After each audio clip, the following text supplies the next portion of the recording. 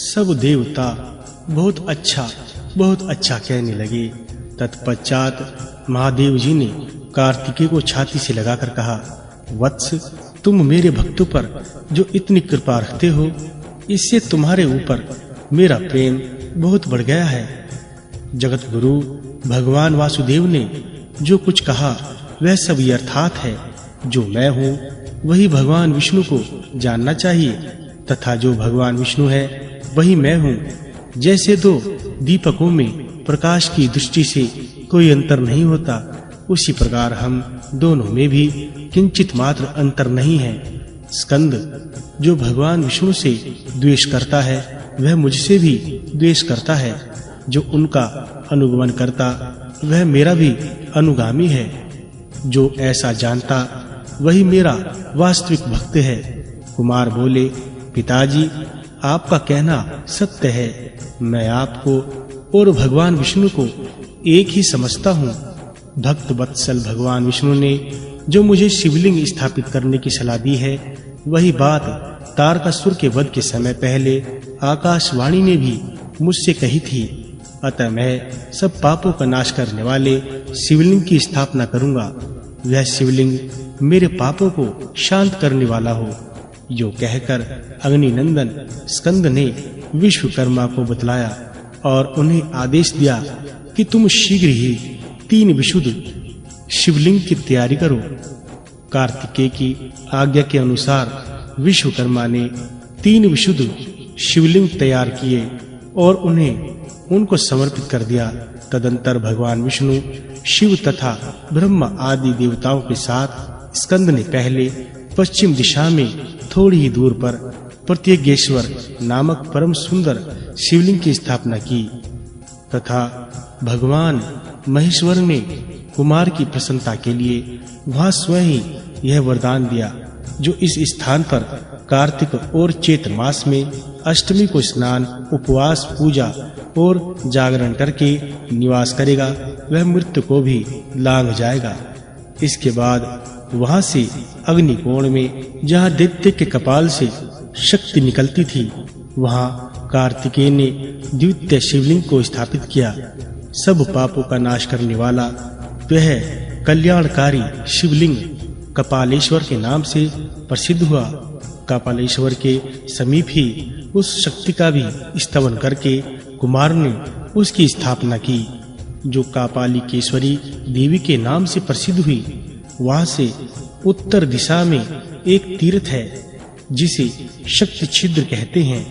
वहां सब पापों का नाश करने वाली कल्याणमयी पाताल गंगा प्रकट हुई। उसमें स्नान करके स्कंद ने सब देवताओं के साथ कृपा पूर्वक तारकासुर को जल अंजलि दी। उसका संकल्प वाक्य इस प्रकार है, महर्षि कश्यप के कुल में उत्पन्न शिव भक्त तारका को अर्पित किया जाने वाला यह तिल सहित जल अक्षय भाव से प्राप्त हो। तब भगवान महेश्वर ने प्रसन्न होकर स्कंद को सुनाते हुए कहा, जो मनुष्य चैत्र मास के कृष्ण पक्ष की चतुर्दशी तिथि को यहाँ स्नान कर और उपवास करके भगवान कपालेश्वर का पूजन करेगा, वह तेजस्वी महात्माओं के वध जनित पातकों से मुक्त हो जाएगा। इसी तिथि को सोमवार हो, शिव योग हो और तेतिल करण हो, तो इन 6 योग के एक तीर्थ होने पर जो पुरुष शक्ति छिद्रा नामक तीर्थ में स्नान करके रात में रुद्रय का जप करेगा, वह शरीर सहित रुद्रलोक में चला जाएगा। भगवान शंकर का यह वचन सुनकर स्कंद बहुत प्रसन्न हुए तथा सब देवता आनंद मग्न हो साधु साधु कहने लगे। तदंतर तीसरे लिंग की स्थापना करने की इच्छा वाले कार्तिकेय से ब्रह्म जी ने उनकी प्रसन्नता के लिए कहा, कुमार, मैं स्वयं एक दूसरे लिंग का निर्माण करता हूँ। यो कहकर ब्रह्म जी ने स्वयं सब दोषों से रहित मनोहर शिवलिंग का निर्माण किया। इस प्रकार सब देवताओं ने भी स्कंद को प्रसन्न करने के लिए वहां एक सुंदर सरोवर तैयार किया और उसमें गंगा आदि समस्त तीर्थों की स्थापना करके उनसे कहा, जब तक यह सरोवर यहाँ रहे तब तक तुम सब तीर्थ इसमें निवास करो। तब स्कंद की प्रसन्नता के लिए इन सब तीर्थों ने एम वस्तु कहकर देवताओं की आज्ञा स्वीकार की। तत्पश्चात स्कंद ने प्रसन्नता पूर्वक उस सुंदर सरोवर में स्नान किया और सब तीर्थों के जल से भक्ति पूर्वक उस शिवलिंग को स्नान कराकर भांति-भांति के पुष्पों से सधोजतादि 5 मंत्रों द्वारा पूजन किया। पूजा के समय साक्षात भगवान महेश्वर स्थावर जंगम प्राणियों के साथ उस शिवलिंग में स्थित हो स्वयं पूजन सामग्री ग्रहण करते थे।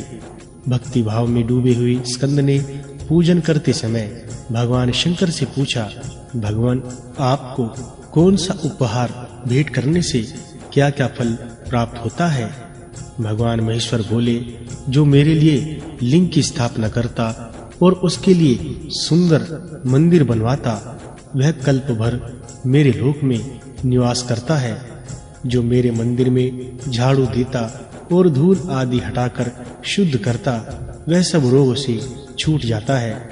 देव मंदिरों को चूने आदि से पुतवाने पर मनुष्य का शरीर दृढ़ होता है। पुष्प, दूध आदि, कुशा, तिल, जल, अक्षत और सरसों से भगवान शंकर के मस्तक पर अर्घ देकर मनुष्य 10,000 वर्षों तक स्वर्ग में निवास करता है। दही और दूध से शिवलिंग को स्नान कराने पर मनुष्य का शरीर निरोग हो जाता है। जल, दही, दूध और घी से स्नान कराने पर क्रमशः 10 गुना फल प्राप्त होता है। उपयुक्त वस्तुओं से मुझे स्नान कराकर भक्ति पूर्वक गोधूम चूर्ण आदि के द्वारा उपटन लगाएं, फिर कपिला गाय के पंचगव्य से और गंगा के जल से मुझे स्नान कराएं और विधि पूर्वक मेरा पूजन करे। ऐसा करने वाला पुरुष मेरे परम धाम को प्राप्त होता है। कुश मिश्रित जल की अपेक्षा गंध मिश्रित जल उत्तम है, उससे भी तीर्थ का जल श्रेष्ठ है तथा अन्य सब तीर्थों के जल की अपेक्षा महिसागर तीर्थ का जल श्रेष्ठ है। तांबे, चांदी और सोने के कलशों से स्नान कराने पर क्रमशः 100 गुना फल होता है। इसी प्रकार चंदन, अगर, केशर तथा कपूर अर्पण करने से उत्तरोत्तर अधिक फल की प्राप्ति होती है। इन सब वस्तुओं को मेरे अंग में लगाने से मनुष्य धनवान, सौभाग्यवान तथा सुखी होता है।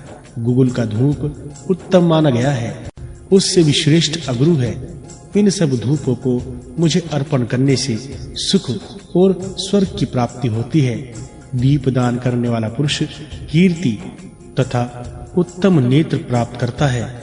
नैवेद्य अर्पण करने से मनुष्य मिष्ट अन्न भोजी होता है। अखंड बिल्व पत्रों और भांति-भांति के पुष्पों से शिवलिंग की पूजा करने पर मनुष्य 1,00,000 वर्ष तक स्वर्ग में निवास करता है।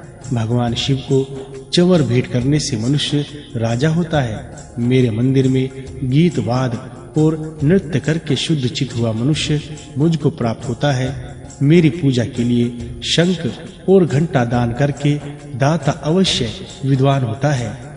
मेरी रथ यात्रा का उत्सव करके मनुष्य चिरकाल के लिए शोक से मुक्त हो जाता है। मुझे नमस्कार और प्रणाम करके मानव महान कुल में जन्म लेता है। जो मेरे आगे शास्त्र का पाठ कराता है वह ज्ञानी होता है। भक्ति पूर्वक मेरी स्तुति करने पर मनुष्य मन के मोह से मुक्ति पा जाता है। मेरे आगे आरती घुमाने से उपासक पीड़ा रहित होता है। मुझे शीतल चंदन अर्पण करने पर दुख जनित संतापों से छुटकारा मिल जाता है। शिवलिंग के समीप अपनी शक्ति के अनुसार दान करने पर दाता को उस दान का 100 गुना फल मिलता है तथा वह इस लोक और परलोक में आनंद का भागी होता है। मैं शिवलिंग को प्रणाम करने पर 15, उसे स्नान कराने पर 20 तथा उसकी विधि पूर्वक पूजा करने पर 100 अपराधों को क्षमा कर देता हूँ।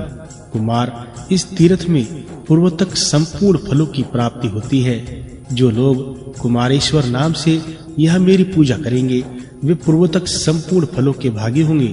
बेटा, जैसे काशीपुरी में विश्वनाथ के रूप में निवास करता हूँ, उसी प्रकार इस गुप्त क्षेत्र में कुमारेश्वर नाम धारण करके रहूंगा। देवताओं के सामने ही भगवान शंकर का यह वचन सुनकर कुमार कार्तिकेय को बड़ा विस्मय हुआ। वे भगवान गिरिजापति को नमस्कार करके उनकी स्तुति करने लगे। जो सब प्रकार के रोग शोक से रहित है, उन कल्याण स्वरूप भगवान शिव को नमस्कार है। जो सबके भीतर मन रूप से निवास करते हैं, उन भगवान शिव को नमस्कार है। संपूर्ण देवताओं से पूजित भगवान शंकर को नमस्कार है। भक्त जनों पर निरंतर कृपा करने वाले आप भगवान महेश्वर को नमस्कार है। सबकी उत्पत्ति के कारण भगवान भव को नमस्कार है। भगवान आप भव के उद्भव, संसार के सृष्टा और आपको नमस्कार है। कामदेव का विध्वंस करने वाले आपको नमस्कार है। आप गूढ़ भाव से महान व्रत का पालन करने वाले आपको नमस्कार है। आप माया रूपी गहन वन के आश्रय है अथवा सबको आश्रय देने वाला आपका स्वरूप योग माया समावृत होने के कारण दुर्बोध है। आपको नमस्कार है। प्रलय काल में जगत का संहार करने वाले सर्व नामधारी आपको नमस्कार है। शिव रूप आपको नमस्कार है। आप पुरातन सिद्ध रूप है, आपको नमस्कार है। काल रूप आपको नमस्कार है। आप सबकी कलना गणना करने वाले होने के कारण कल नाम से प्रसिद्ध हैं, आपको नमस्कार है। आप काल की कला का अतिक्रमण करके उसमें बहुत दूर रहते हैं, आपको नमस्कार है। आप स्वाभाविक ऐश्वर्य से संपन्न हैं, आपको नमस्कार है। आप अप्रमेय महिमा वाले वृषभ तथा महासमृद्धि से संपन्न हैं, आपको नमस्कार है। आप सबको शरण देने वाले हैं, आपको नमस्कार है। आप ही निर्गुण ब्रह्मा है, आपको नमस्कार है। आपके अनुगामी सेवक भयानक गुण संपन्न है, आपको नमस्कार है। नाना भुवनों पर अधिकार रखने वाले आपको नमस्कार है। भक्तों को मनोवांछित फल प्रदान करने वाले आपको नमस्कार है। भगवान आप ही कर्मों का फल देने वाले हैं और आपको नमस्कार है। आप ही सबका धारण पोषण करने वाले धाता तथा उत्तम कर्ता हैं, आपको सर्वदा नमस्कार है। आपके अनंत रूप है। आपका कोप सबके लिए असहाय है, आपको सदैव नमस्कार है। आपके स्वरूप का कोई माप नहीं हो सकता, आपको नमस्कार है। वृषभेंद्र को अपना वाहन बनाने वाले आप भगवान महेश्वर को नमस्कार है। आप सुप्रसिद्ध महोषधर रूप आपको नमस्कार है। समस्त व्याधियों का विनाश करने वाले आपको नमस्कार है। आप चराचर स्वरूप सबको विचार देने वाले कुमारनाथ के नाम से प्रसिद्ध तथा परम कल्याण स्वरूप है, आपको नमस्कार है। प्रभु आप मेरे स्वामी हैं, संपूर्ण भूतों के ईश्वर एवं महेश्वर हैं। आप ही समस्त भोगों के अधिपति हैं। वाणी, बल और बुद्धि के अधिपति भी आप ही हैं। आप ही क्रोध और मोह पर शासन करने वाले हैं। पर और अपर, कारण और कार्य के स्वामी भी आप ही हैं। सबकी हृदय गुफा में निवास करने वाले परमेश्वर तथा मुक्ति के अधीश्वर आप ही हैं, आपको नमस्कार है। पार्वती नंदन स्कंद ने सबको वर देने वाले शूलपाणी भगवान उमापति की इस प्रकार स्तुति करके उनके चरणों में मस्तक झुकाया और नमो नमः का उच्चारण किया। इस प्रकार भक्ति भाव से भरे हुए अपने योग्य स्तवन सुनकर शिवजी बहुत संतुष्ट हुए और पुत्र कार्तिकेय का उन्होंने चिरकाल तक अभिनंदन करके कहा, बेटा, मेरे भक्त के वध करने का जो दुख तुम्हारे मन में हुआ है, उसका विचार तुमको नहीं करना चाहिए। अपने इस कर्म से तुम मुनियों के लिए भी स्मरणीय बन गए हो। जो लोग सायकाल और सवेरे पूर्ण भक्ति पूर्वक तुम्हारे द्वारा की हुई इस स्तुति से मेरा स्तवन करेंगे, उनको जो फल प्राप्त होगा उसका वर्णन करता हूँ, सुनो। उन्हें कोई रोग नहीं होगा, दरिद्रता भी नहीं होगी तथा प्रियजनों से कभी वियोग भी ना होगा। वे इस संसार में दुर्लभ भोगों का उपभोग करके मेरे परम धाम को प्राप्त होंगे। इतना ही नहीं, मैं उन्हें और भी परम दुर्लभ वर प्रदान करूंगा। बेटा, मैं तुम्हारी भक्ति से प्रसन्न हूँ और तुम्हारी प्रसन्नता के लिए सब कुछ करूंगा। जो मनुष्य वैशाख मास की पूर्णिमा को महिसागर के तट पर मेरी स्तुति करेंगे, उनका वह सब दान पूजन अक्षय होगा। जो मानव वैशाख की पूर्णिमा को यहाँ के सरोवर में स्नान करेंगे, उन्हें सब तीर्थों के स्नान जनित फल की प्राप्ति होगी। कार्तिकेय, जब कभी अनावृष्टि हो, नाना प्रकार के उत्तम कलशों द्वारा विधि पूर्वक गंध युक्त जल से मुझे 1, 3, 5 अथवा 7 रात तक स्नान करावे और मेरे सर्वांग में कुमकुम का लेप करे। फिर 2 वस्त्र धारण कराकर लाल कनेर के पुष्पों से तथा जवा के पुष्पों से और फूल की मालाओं से मेरा पूजन करे। पूजन के पश्चात उत्तम व्रत का पालन करने वाले तपस्वी ब्राह्मणों को भोजन करावे। मेरी प्रसन्नता के लिए 1 लाख आहुति हवन करें। ग्रह आदि की शांति के लिए भी हवन करे। तदंतर भूमि दान करके गौ के लिए दैनिक ग्रास अथवा 1 दिन के खाने के लिए पर्याप्त चारा दाना आदि दे। तत्पश्चात मंगलमय शांति पाठ एवं रुद्र का जप करावें। किसी विधान से उत्तम ब्राह्मणों द्वारा अनुष्ठान कराने पर जल शून्य बादल भी उस समय अवश्य वर्षा करते हैं। भांति भांति के धान्यों तथा हरी हरी घासों से वसुधा परिपूर्ण हो जाती है। मनुष्य और पशुओं में कोई रोग नहीं रहता। इस अनुष्ठान के प्रभाव से राजा धर्मपरायण होता है। शत्रु मंडली से वह कभी पीड़ित नहीं होता। जो मनुष्य यहाँ भक्ति युक्त होकर मुझे धृत से स्नान कराता है, उसे कन्यादान का फल होता है। जो दूध अथवा पंच अमृत से मुझे स्नान कराता, उसे अग्निष्टोम यज्ञ का फल प्राप्त होता है। जो कुमारेश्वर तीर्थ में मृत्यु को प्राप्त होता है, वह महाप्रलय काल तक मेरे लोक में निवास करता है।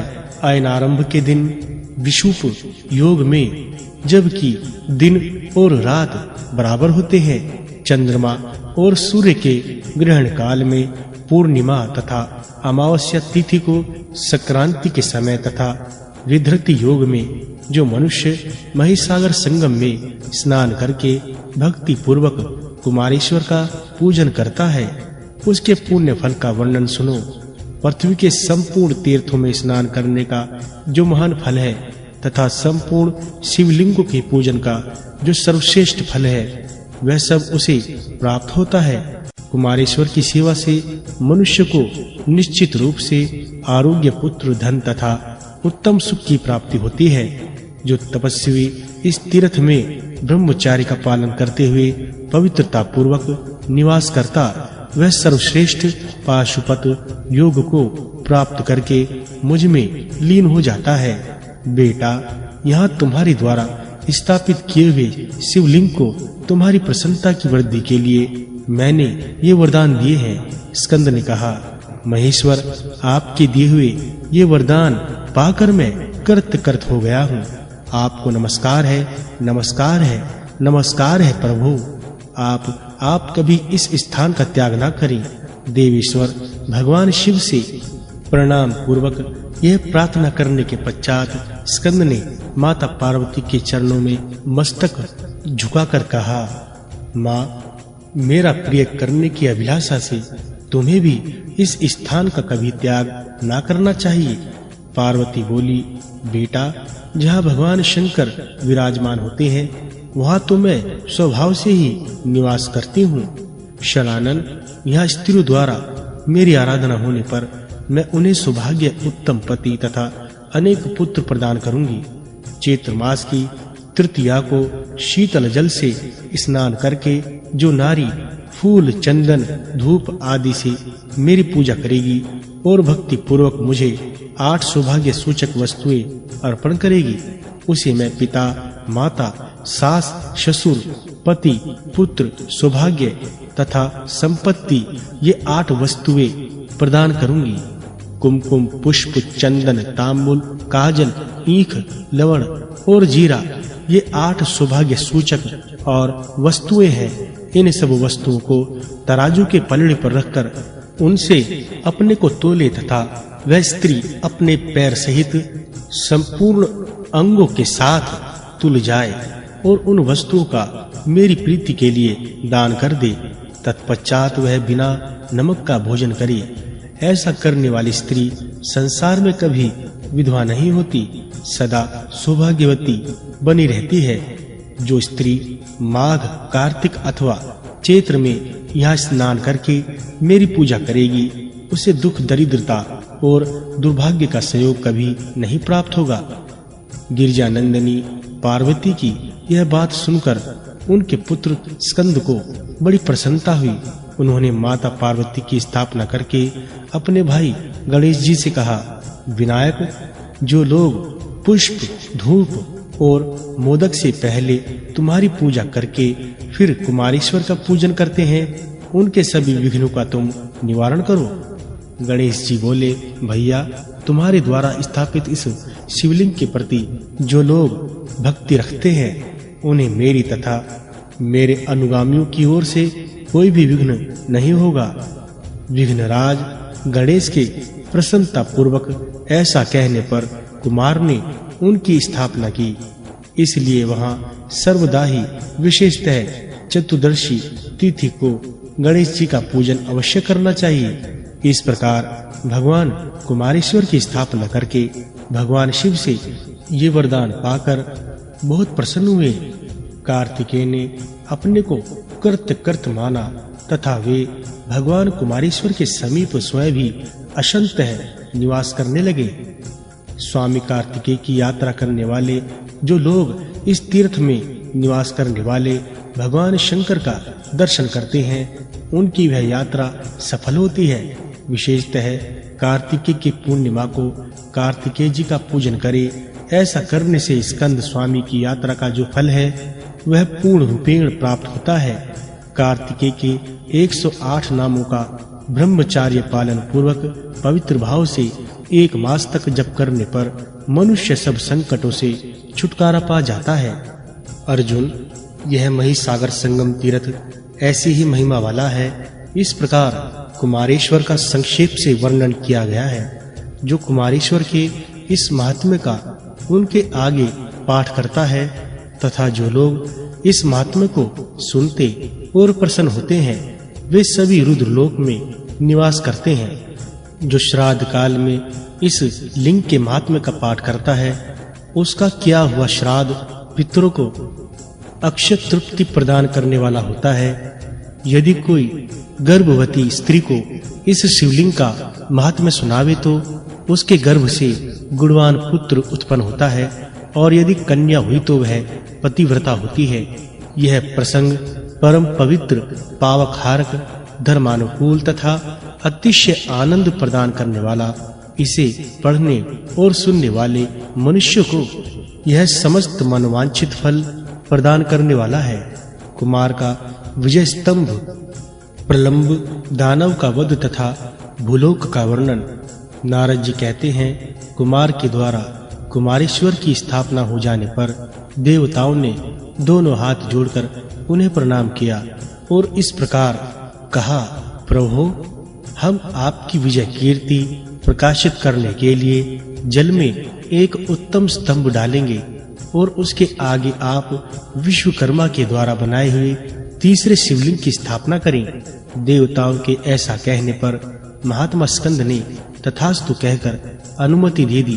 तब इंद्र आदि देवताओं ने प्रसन्न होकर स्वर्ण एवं उत्तम रत्नों के बने हुए एक उत्तम स्तंभ को जल में डालकर खड़ा किया। उस खंभे के चारों ओर रत्नों का चबूतरा बनवाया। उस समय आकाश से फूलों की वर्षा हुई और देवताओं के बाजे बज उठे। उस स्तंभ का नाम रखा गया विश्वनंदक। उसका आरोपण हो जाने के पश्चात उसी के पश्चिम भाग में भगवान स्तंभेश्वर की स्थापना हुई। स्तंभेश्वर से पश्चिम की ओर महात्मा स्कंद ने अपनी शक्ति के अग्रभाग से एक कूप का निर्माण किया, जिसमें पाताल गंगा प्रकट हुई। अर्जुन, माघ के कृष्ण पक्ष की चतुर्दशी तिथि को जो मनुष्य उस कूप में स्नान करके पितरों का तर्पण करेगा, उसे निश्चय ही गया श्राद्ध से होने वाले पुण्य फल की प्राप्ति होगी। तर्पण के पश्चात गंध और पुष्प से भगवान स्तंभेश्वर की पूजा करनी चाहिए। ऐसा करने वाला पुरुष वाजपेय यज्ञ का फल प्राप्त करके भगवान शिव के परम धाम में आनंद का भागी होता है। जो पूर्णिमा और अमावस्या को महिसागर संगम में श्राद्ध करके स्तंभेश्वर का पूजन करता, उसके पितर तृप्त होकर उत्तम आशीर्वाद देते हैं तथा वह पुरुष सब पापों का नाश करके भगवान रुद्र के लोक में प्रतिष्ठित होता है। यह बात स्वयं भगवान शंकर ने कार्तिकेय की प्रशंसा के लिए पहले कही थी। इस प्रकार स्कंद द्वारा स्थापित किए हुए चौथे उत्तम लिंग को सब देवताओं ने प्रणाम किया और साधु साधु कहकर उनके इस कारण की प्रशंसा की। इस प्रकार भगवान शंकर के पुत्र स्कंद द्वारा पृथ्वी पर स्थापित किए हुए उन शिवलिंगों का दर्शन करके विष्णु, ब्रह्मा और इंद्र आदि देवता आपस में इस प्रकार कहने लगे, अहो ये कुमार धन्य हैं जिन्होंने परम दुर्लभ महिसागर संगम में 4 शिवलिंग स्थापित किए। हम लोग भी यह आत्मशुद्धि के लिए भगवान शंकर और कुमार कार्तिकेय की प्रसन्नता के लिए सत्कर्म का अनुष्ठान करने के लिए तथा अपने परम लाभ के लिए शिवलिंगों की परंपरा स्थापित करें। ऐसी सलाह करके सबने भगवान महेश्वर से आज्ञा प्राप्त की।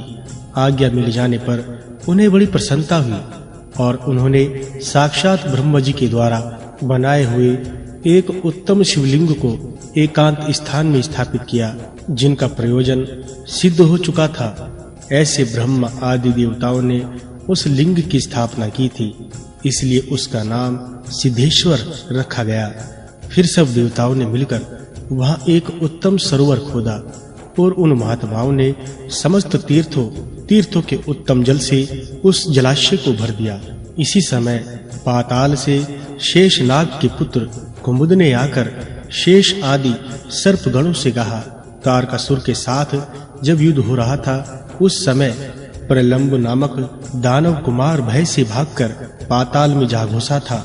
वह इस समय आप लोगों के धन, पुत्र, पत्नी, कन्या और ग्रहों का विध्वंस कर रहा है।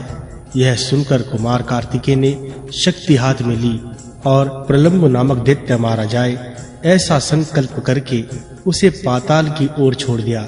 स्कंद के हाथ से छूटी हुई वह शक्ति पृथ्वी को चीरकर बड़े वेग से पाताल में जा पहुंची और 10 करोड़ दैत्यों से युक्त प्रलंब को भस्म करके जल की लहरों के साथ पुनः लौट आई।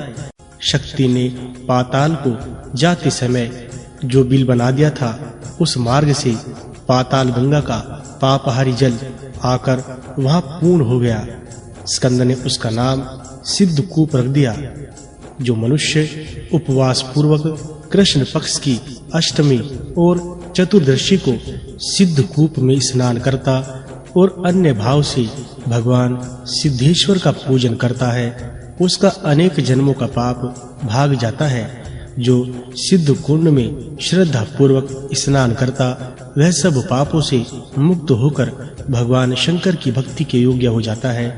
उस तीर्थ में अक्षयवट भी है, उसके ऊपर संतुष्ट हो।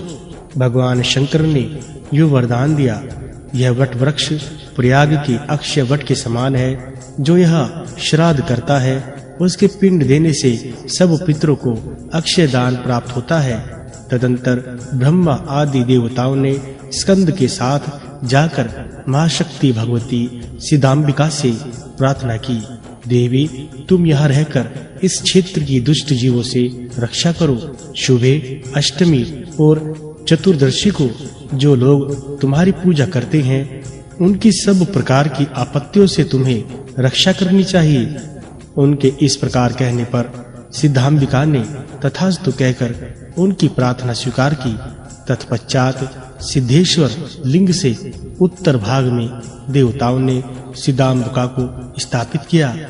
उस तीर्थ में भी देव समूह ने सिद्धेश्वर क्षेत्र की रक्षा के लिए क्षेत्रपति के रूप में चतुष्षष्टि महेश्वर की स्थापना की। उसके बाद उन्होंने सिद्धि के लिए वह शिव जी के पुत्र गणेश की सिद्धि विनायक के नाम से स्थापना की।